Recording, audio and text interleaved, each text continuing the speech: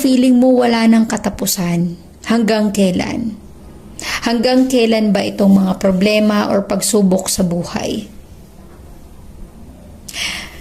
But you have the Hanged Man. This is also a new perspective. Ibig sabihin ito, water sign, kung feeling mo yung mga problema mo sa buhay, yung mga pagsubok na dumarating sa buhay mo, paulit-ulit at para bang wala ng katapusan, ibig sabihin ng The Hanged Man, gumawa ka ng paraan para mabago ang iyong sitwasyon.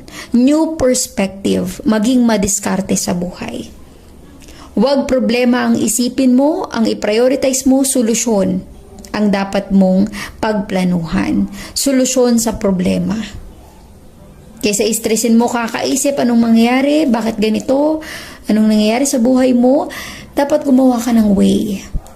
New perspective in your life. Maging madiskarte sa buhay. Meron ka pang maiisip para masolusyonan yung problema mo. And in the near future, you have the Knight of Pentacles.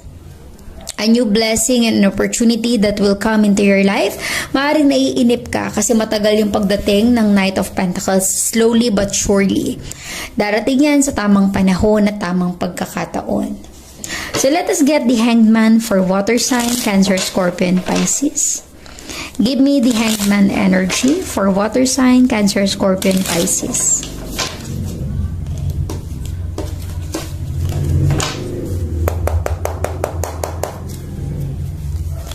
You have the Empress. Maaaring ang iba sa inyo, single parent, solo parent, ikaw ang breadwinner sa pamilya. Pasan-pasan mo ang daigdig kasi marami kang sinusuportahan.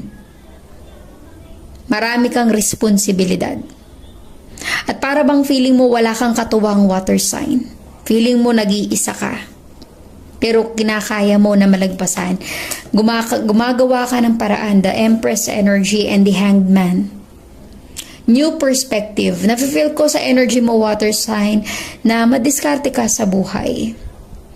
Hindi ka forever na naghihirap. Hindi to forever na may pinagdadaanan ka sa iyong buhay. Kasi nafe-feel ko nagagawa ka ng paraan eh. Humahanap ka ng solusyon, the Empress energy. Alam mo na walang imposible sa iyo. Makakayanan mo lagpasan yung problema yan. Problema lang yan, 'di ba? Parang ganun yung energy mo dito, water sign. At para bang unti-unti ka magkakaroon ng realization, the Hanged Man, yung aha moment, 'di ba? Na dapat pala ganito yung gawin. Maaring magbago pa ang landas na tinatawag